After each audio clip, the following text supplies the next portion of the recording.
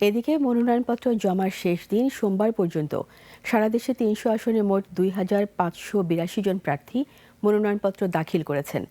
মনোনয়নপত্র সংগ্রহ করেছিলেন ৩,৪০৭ জন। শেষ দিন ফেনী ১ আসন থেকে বিএনপি চেয়ারপারসন বেগম খালেদা জিয়া ও বগুড়া ৬ আসনে বিএনপির ভারপ্রাপ্ত চেয়ারম্যান তারেক রহমানের পক্ষে মনোনয়নপত্র জমা দেন নেতাকর্মীরা। ঠাকুরগাঁও ১ আসনে বিএনপির মহাসচিব মির্জা ফখরুল ইসলাম আলমগীর ও খুলনা ৫ আসনে জামায়াতের সেক্রেটারি জেনারেল মিয়া গোলাম পরোয়ার মনোনয়নপত্র জমা দেন। প্রতিনিধিদের তথ্য ছবিতে আরও জানাচ্ছেন মনোয়ার হোসাইন।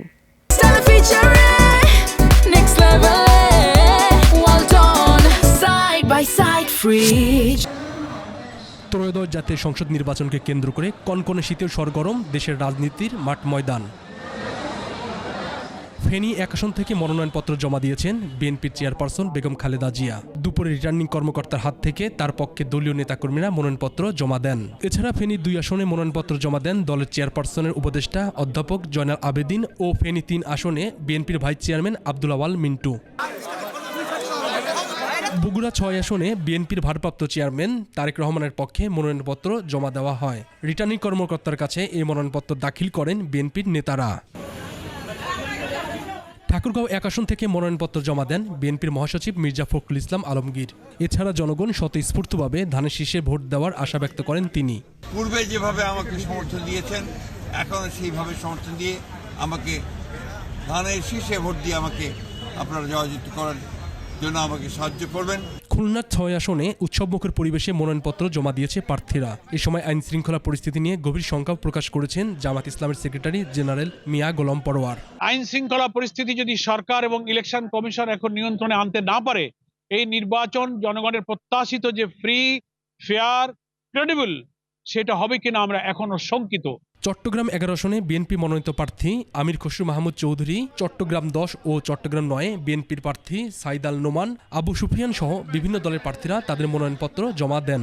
কারা গণতন্ত্রের জন্য সবকিছু বিসর্জন দিতে রাজি আছে, বাংলাদেশের মানুষের তো অজানা নাই। সুতরাং তারা জানে আগামী দিনে কাদের মাধ্যমে বাংলাদেশে আবার গণতন্ত্র ফিরে আসবে। কুমিল্লার ১১টি আসনে মনোনয়নপত্র জমা দিয়েছেন প্রার্থীরা। সহকারী রিটার্নিং কর্মকর্তার কাছে কুমিল্লা ১ আসন থেকে মনোনয়নপত্র দাখিল করে বিএনপির প্রার্থী ডক্টর খন্দকার মোশাররফ হোসেন। ফরিদপুর ৪ আসনে বিএনপির প্রার্থী কৃষক দল কেন্দ্রীয় কমিটির সাধারণ সম্পাদক মোহাম্মদ শহীদুল ইসলাম বাবুল মনোনয়নপত্র দাখিল করেন। নির্বাচন কমিশন জানিয়েছে সারা দেশে ২,৫৮২টি মনোনয়নপত্র জমা পড়েছে। এর মধ্যে ঢাকা অঞ্চলের ৪১টি আসনের বিপরীতে ৪৪৪টি, ফরিদপুর অঞ্চলের ১৫টি আসনের বিপরীতে ১৪৩টি, চট্টগ্রাম অঞ্চলের ২৩টি আসনের বিপরীতে ১৯৪টি, কুমিল্লা আসনের ৩৫টি আসনের বিপরীতে ৩৬৫, রাজশাহী অঞ্চলের ৩৯টি আসনের বিপরীতে ২৬০, খুলনা অঞ্চলে ৩৬টি সংসদীয় আসনের বিপরীতে ২৭৬, ময়মনসিংহ অঞ্চলে ৩৮টি আসনের বিপরীতে ৩১১, সিলেট অঞ্চলে ১৯টি আসনের বিপরীতে ১৪৬টি এবং রংপুর অঞ্চলের ৩৩টি সংসদীয় আসনের বিপরীতে ২৭৮টি মনোনয়নপত্র জমা পড়েছে। মনোনয়নপত্র যাচাই বাছাই চলবে ৩০শে ডিসেম্বর থেকে ৪ই জানুয়ারি পর্যন্ত। Monowar Hossain, desk report, ২১ television.